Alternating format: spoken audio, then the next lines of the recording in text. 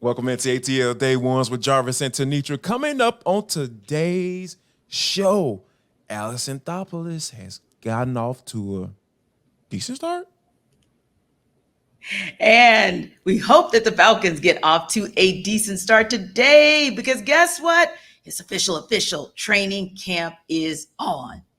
And last but not least, and for the culture, Ella De La Cruz is not playing around with you people. That's all next. ATL Day Ones. Let's go. This is ATL Day Ones, part of Locked On Sports Atlanta. And it starts now.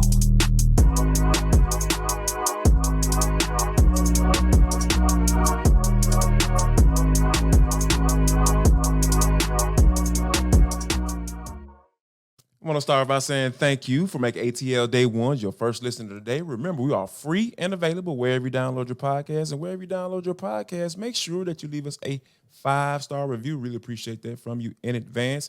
ATL Day Ones is a part of the Locked On Podcast Network, your team every day. Coming up in about 10 minutes. How about this? The Atlanta Falcons report today.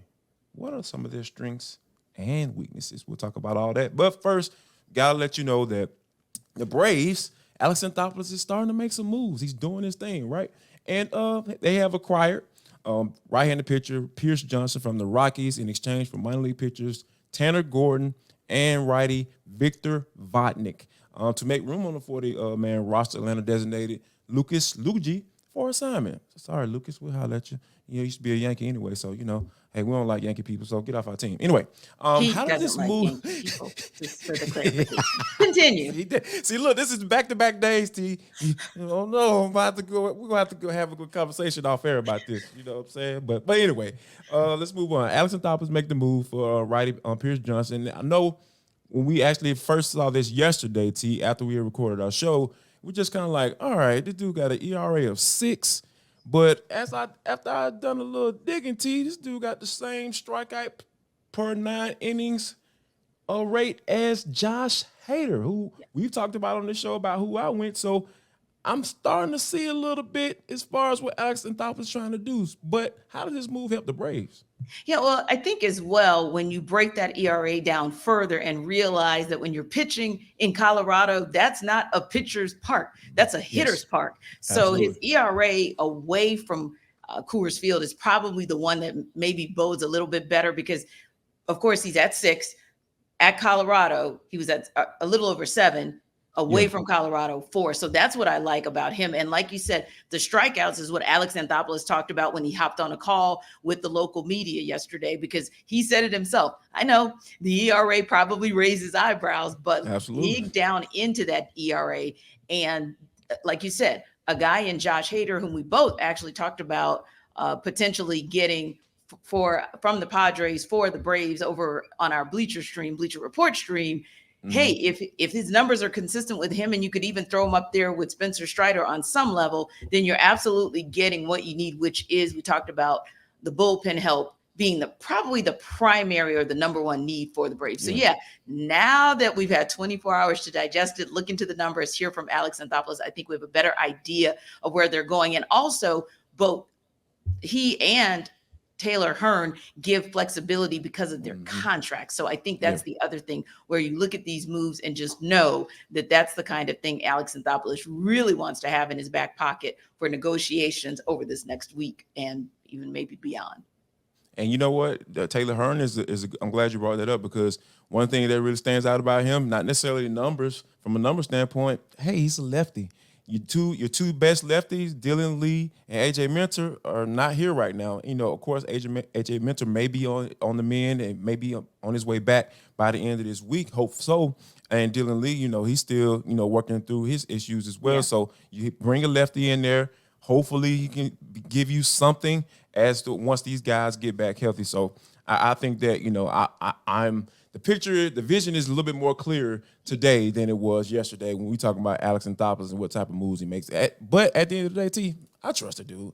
He knows what he's doing. We've seen this movie before. Hey, the Braves have a need. He's going to fill it, and we might not see it in the beginning, but eventually it'll come to fruition for sure. Now, and Hearns is also the type of player we talked about on the Bleacher Report stream, who's a hybrid. So that Yeah. also gives some flexibility there because he can go either way for you. And we actually saw some experimentation in that space just before Michael Soroka was sent back down to AAA, where he came in and was a part of a bullpen run, if you will, a bullpen game, and then came back and had a start. So I think that's the other piece that Herm brings to the table. You can actually stretch him either way. And like you said, he gives you that opportunity to I think Alex Anthopoulos said it as length, if you will, in terms of being able to stretch him across space. So like what he's bringing to the table, based on the fact that you still kind of sort of need a stretch to that fifth starting space as much as you need a stretch into the bullpen. Yeah, no doubt. And being that these are our initial moves, like a lot of times, like when these type of moves come combined like this is like, hey, this is the biggest need. And I think that, if they are going to pull off a big move, obviously a lot of conversations need to be had because, hey, we are officially a week away right now, as of today, from the trade deadline. Do you think Alex Anthopoulos is done and is a big move on the horizon as far as how you see it? Yeah, I do think that he's not done. Like I see him making, and for me, I see him, not that a minor move can't be made, by the way, but at this point, I'm thinking he's positioning himself for a major move because although two prospects are gone, I think they were like number 16 and number 42 in the farm system. That still means there's a lot of space for who else is left in that farm system, particularly in that top 10 of those prospects. So I think that gives an opportunity to say, hey, I still have a lot left on the table that I can give if someone like a Josh Hader comes up and is available. So I just think that as long as the terms aren't too steep, I think that there's every opportunity for him to go out and get maybe one more. I'll honestly say it depends. I do think that we still need to see what happens for the rest of this week, the 7-day stretch. You've got a big series that's going to start tonight against the Red Sox. And I think that speaks volumes about where Alex Anthopoulos can go. And to your earlier point, kind of seeing, because this is not just a prove it week, so to speak, for AJ Minter, it's a prove it week for Max Fried. So I do believe that depending on how they do in their final rehab assignments, that might also dictate where and how Alex Anthopoulos moves. Yeah, you talking about some perfect time, right? Like, all right, let me see if my aces or my Cy Young runner-up is going to be okay. And you know what? I can stay away from starting pitching and depleting what's left of my farm system down there. So, but yeah, I think that, Alex Anthopoulos is going to make the right moves. And I feel like this is a good start, like getting that immediate bullpen help, because at the end of the day, they need arms. Like if they are any good, that's a plus. I would definitely leave it at that. Speaking of what's a plus or not a plus, how about this? Yeah, it's list season, T. We're still right there. We're almost coming up to the end of it. But hey, we had to get one more in before list season is officially over. The Atlanta Hawks, right?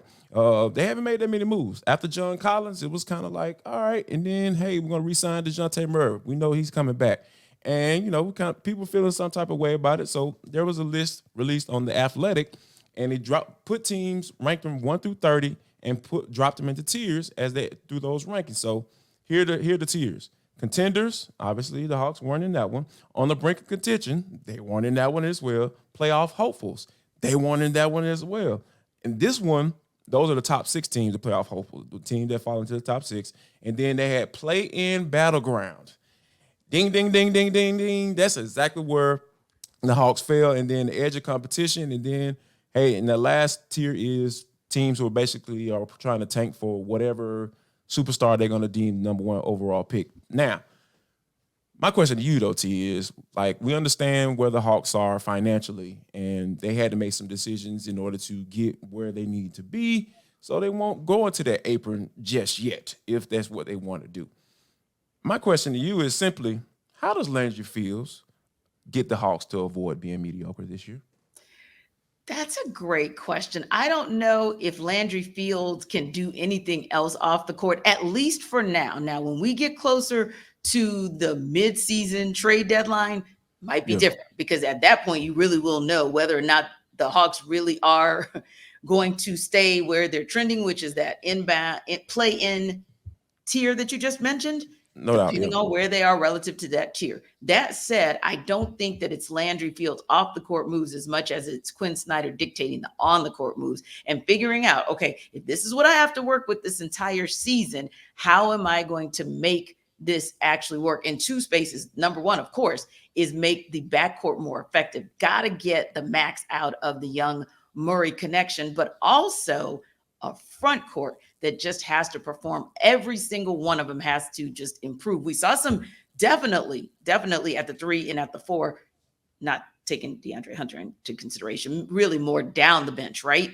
At the 3, I think we saw a lot that was encouraging. And at the 4 as well, we saw a lot that's encouraging. But we got to get, the Hawks have to get more out of the 5 if they're going to be in contention, the way bigs are playing the game these days. So, yeah, I think if they're going to get out of that kind of mediocrity or the middling, if you will, that keeps getting them in the play-in round, it'll have to be everybody hands on deck. Quinn Snyder looking at the roster and saying, I, as the coach that they brought in 22 games before last regular season was over, I'm the guy that's going to be able to max them in their potential.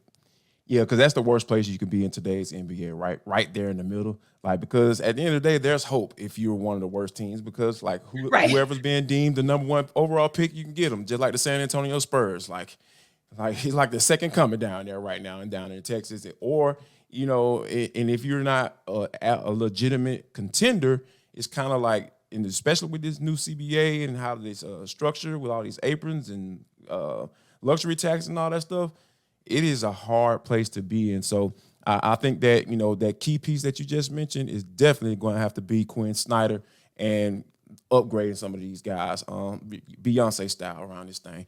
But but we have to let you know that today's episode of ATL Day Ones is brought to you by FanDuel Sportsbook. It is the number 1 sportsbook in America. We just got through talking about some baseball, right? This is the best website to go to. You can get 10 times your first bet amount in bonus bets up to $200. All you got to do, drop $20 and you'll land $200 in bonus bet, win or lose. That's $200 you can spend on anything from the money line to the over-unders, or you can doggone bet who's going to hit the first home run. The Braves have been absolutely murdering the baseball as of late. I got Austin Riley, our second half MVP. He is on a tear, guys. I'm telling you, breaking records. So all you got to do is just go there. It's safe, it's secure, super easy to use, and there's no better place to bet on Major League Baseball. So sign up today at FanDuel.com/lockedon. Get up to $200 in bonus bets. That's FanDuel.com/lockedon.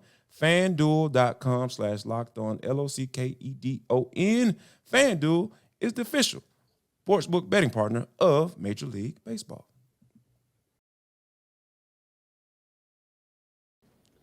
So, Jarvis, it's Christmas time in July, otherwise known as the official opening of training camp. Of course, the rookies reported last week, but the veterans are reporting today. The guys put on their pads tomorrow, and we're going to bring you all the action and all the reaction from Flowery Branch that we can this week. So, of course, you guys know yesterday we talked a lot about position battles, right? And we talked about what we wanted to see, who we had our eye on, if you will. Now we want to kind of break that down even more and talk about strengths, right? And that could be the strength of an individual player. That can be the strength at a position. Jarvis, that can even be the strength 11 on one side of the ball, if you will. But there is a strength in your mind that you see and are encouraged about heading into camp, not just for what it's going to mean as far as any position battles, which you really don't have some on one side of the ball, but anywho, but more importantly, how that's going to make it competitive in training camp and the preseason that's going to spill over into the regular season. So where do you see that strength? Where are you encouraged as we head into camp this year? It has to be the secondary, because when I think like we think about like guys who were playing last year, especially when AJ Terrell went down, it was ugly. Let's just be quite honest. That secondary was ugly. When you talk about Cornell Armstrong and guys like that being constantly picked on, game in and game out once, like you said, once A.J. Terrell went down. So I think that has the potential to be the strongest group on defense. Now, as a former defensive lineman, I'm saying like, okay, that might not mean anything. But when you think about the veteran that they have in there, right? You're talking about Jesse Bates III, who they tell me that, hey, he's one of the best safeties in the league. All right, I want to see that. That's what I want to see. I want to see that all-pro caliber type thing because he's a one-time all-pro. He hasn't been in there in a couple of years, so I want to see him get back to that level of play. And if they get that, the Falcons have a chance to be really good on the back end of this defense. Now, we talk about Richie Grant. We saw some development last year. Yes. Played all the games. Of course, he had his moments, but you saw that he took that leap, right? That jump that you look for when guys are going into their second and third years into the NFL. So I'm okay there. AJ Terrell had a little bit of a down year, dealing with the injuries as well. So you hope he get back not fully healthy coming into the season. You hope he gets back to where he needs to be. And the other piece is two other spots I'm gonna go ahead and throw in there because hey, nickel corner is a starting spot. You got Jeff Okudah, who we know more than likely he's gonna be CB2, but the nickel spot, who a lot of people are saying that it's gonna be a competition. Mm-hmm. Me, on the other hand, I don't see that. I see D Offer as locking in that spot. As long as he comes in and continues to do what he's been doing, he's gonna be the starter at that nickel corner. So yeah.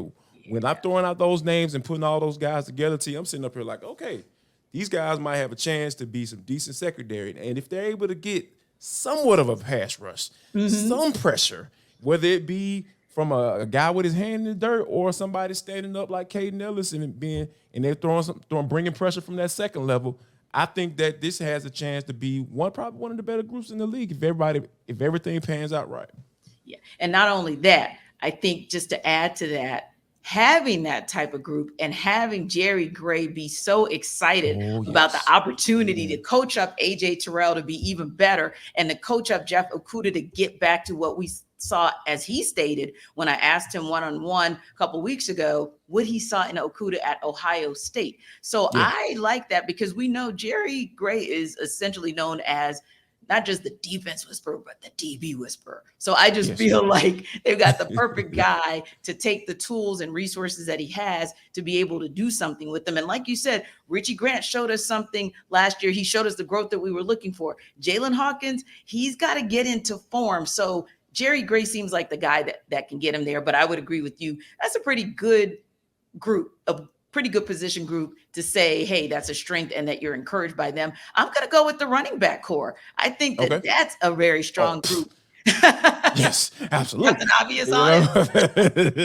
But I'm going to go Captain Obvious on it because I really do think that is a super strength, if not a superpower for the Falcons, because you go out and get a Bijan Robinson and you're looking at him to the tune of people asking about a rookie possibly having a 1,000 type year in his rookie season. We're talking rushing and receiving yards. When you're compared, when LaDainian Tomlinson says you remind him of himself, that's pretty high praise.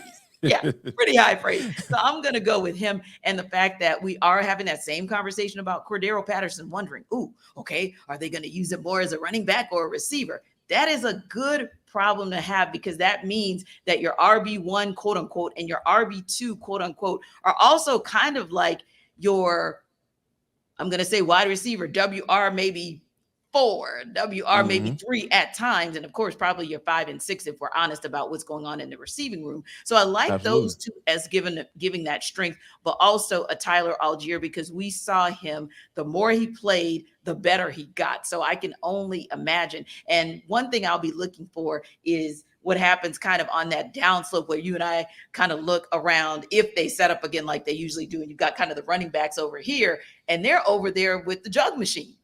Yeah, that's important. The running backs are over there with the jug machine for the Falcons. And I always noticed that even back when they had, UGA's finest, the Rams. I'm, drawing a blank right now, but Todd Gurley.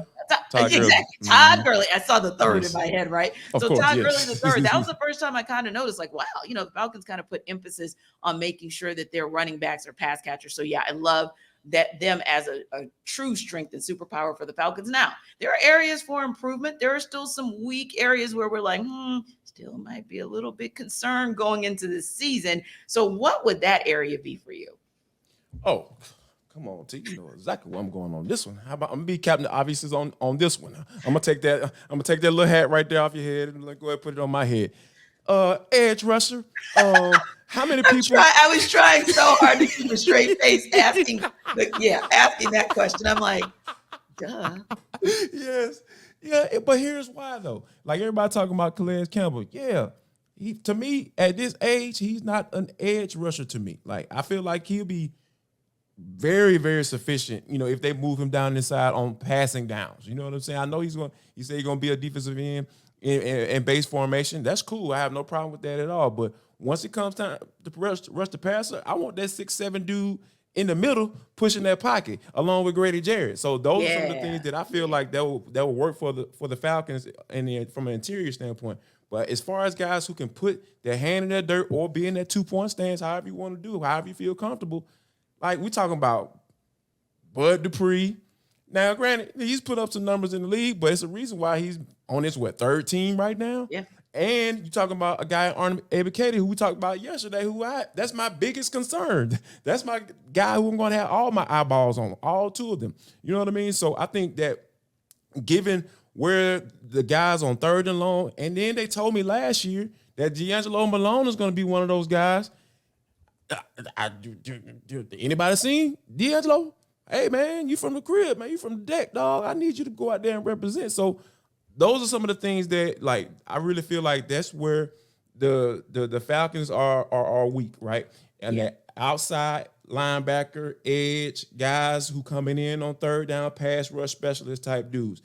They don't have enough of those guys, in my opinion. So I think right now, that's the glaring weakness for me, especially on defense. Yeah, and I would even add Taquan Graham in the middle because, of course, with that MCL injury, we saw sparks. We literally saw flashes of it before he went down for the season in about week 11. So I agree with you. That's the Captain Obvious for so many reasons and at so many positions and even so many players that we saw flashes from for whatever reason, whether it was flashes and then you went down, whether it was flashes and then the game just didn't slow down fast enough for you, or it's flashes because, like you said, you're in some type of prove it situation and you're coming here to prove it. And so therefore you're kind of a grade incomplete. And for me, I would agree with you. And then just kind of to add some conversation and just some thought to it, it would be for me the O-line and whether or not Caleb McGarry is finally going to get to the other side. And I know I said it yesterday, bring it on. What I'm looking for. I just want to see them give Desmond Ridder an opportunity to do what I think Desmond Ridder can do. Right. And so, and that doesn't take anything away from not knowing what Matthew Bergeron is going to be. I mean, he's a rookie. So we assume that he's going to be good. We assume that he's going to be that starting left guard and that he's going to bring help for Jake Matthews, but we ultimately don't know. So I would put it, in addition to agreeing with you about the pass rush, I would put that on the O-line to really ensure that the Falcons don't become one-dimensional on offense. So we'll talk more about it, of course, throughout training camp. Real quick, you guys think? And you got one more honorable mention? Just real quick. No, I was just going to add to what you were saying because you talked about the strengths being the running back, right? They ain't going to do jack if those guys up front don't get right, specifically in the passing game because, hey, that I feel like they have a chance to be dynamic in the area. Yes, I just said that.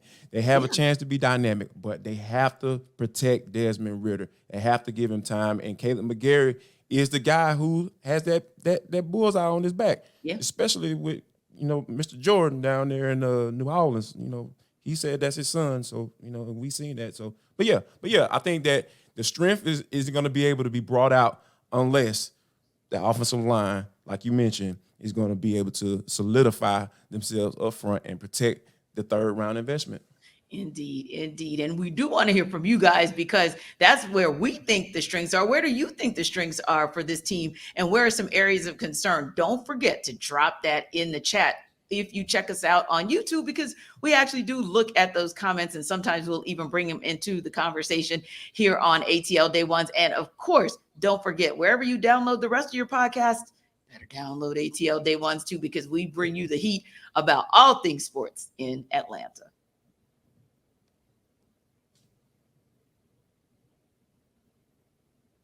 But T, this is for the culture. It is the intersection between sports, entertainment, the culture, and sometimes whatever the hell we want to talk about. Because that's just how we get down on this show. Today is no different. When you think about phenomenons who come into, phenoms who come into the Major League Baseball team, we got some experience of that down here in Atlanta, right? When we think about Ronald Acuna coming up, and even Ozzie Albies to a certain extent when he came on, it was just the excitement and everything.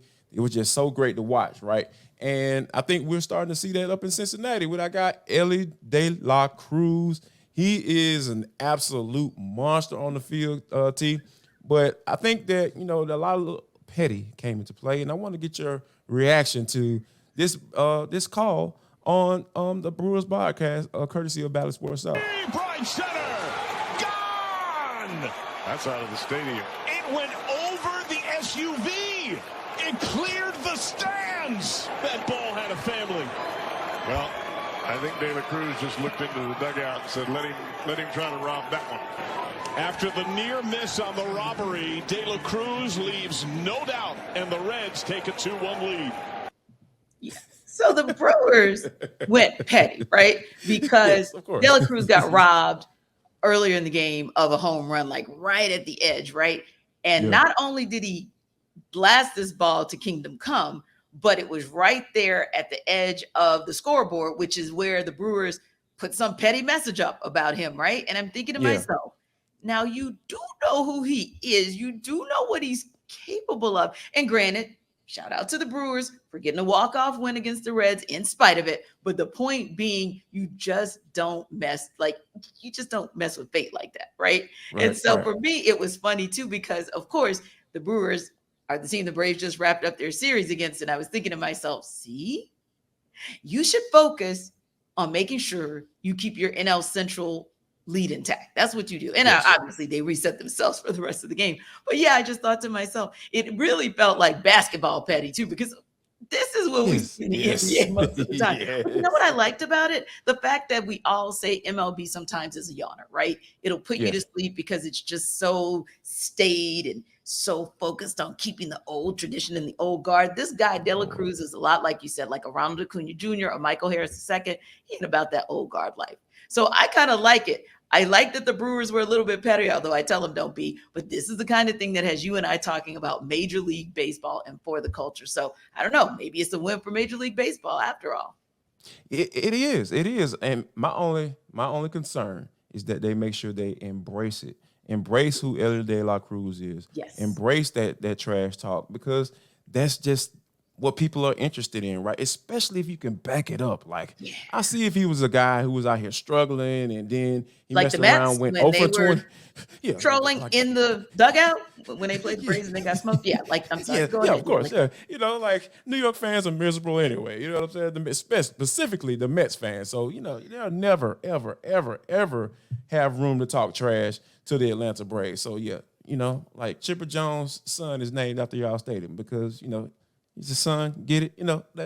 Like that level of petty is absolutely amazing. So yeah, I think the Brewers and the Reds and Elly De La Cruz, it's okay, to engage in this type of stuff because it's all part of the game. It's all in good fun. Now, when you get into the whole, altercations and all that stuff, that's a whole different thing. But yeah, I think Major League Baseball needs to embrace this type of stuff. They need to promote it when it happens, not, let it happen organically, of course. Yeah. But I think right now, this is what Major League Baseball needs, because this is what makes the game exciting. Embracing these guys coming in with these big personalities and, like you said, and not trying to down talk them. That's the tradition of Major League Baseball and all that stuff, because it's time out for that, because the game needs to evolve. You evolved. Mm-hmm. Well, when you change the pitch clock, right? I love the fact that Major League Baseball said, you know what, this game is taking too long. And here's how we're going to speed it up. And I absolutely love the pitch clock. I think it's really, really cool.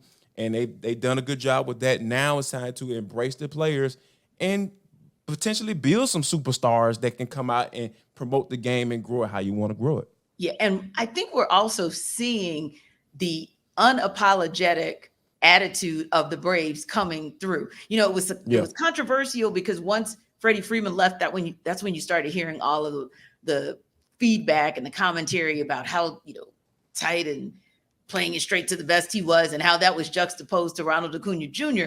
And now, to me, the Braves have taken on, and no offense to Freddie Freeman, I mean, you play the game based on the personality that you have. The right you way. lead based on, right, exactly. So yes, do you. That's you, do you. Yeah, But what I'm seeing with the Braves is a team that we all say, even if we can't quite agree yet that they're the best Braves team ever, but I bet we all agree it's the most fun team to watch, not just to me in Braves history, but also I believe in MLB right now. And that's because Ronald Acuna set the stage for that. And then Michael Harris II came up with his unapologetic swag. Spencer Strider has his own version of swag. I mean, it's just there. And when Ozzie Albies hit what was that go-ahead run a couple days ago, the way that Orlando Arcia greeted him in the dugout tells you all you need to know. Yes. And to wrap it up, the National League Player of the Week, who absolutely smoked the heck out of everything that was moving last week. 10 hits, 6 home runs, 16 RBI, and he scored 9 runs. You know what Austin Riley said about how he got his groove back?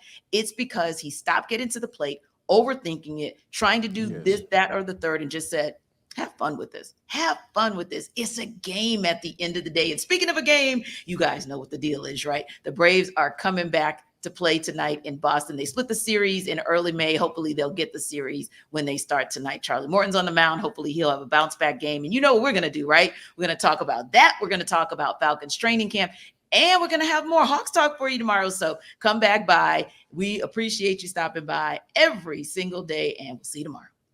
If you don't do anything else with the rest of your life, make sure you share love, show love, and most importantly, spread love.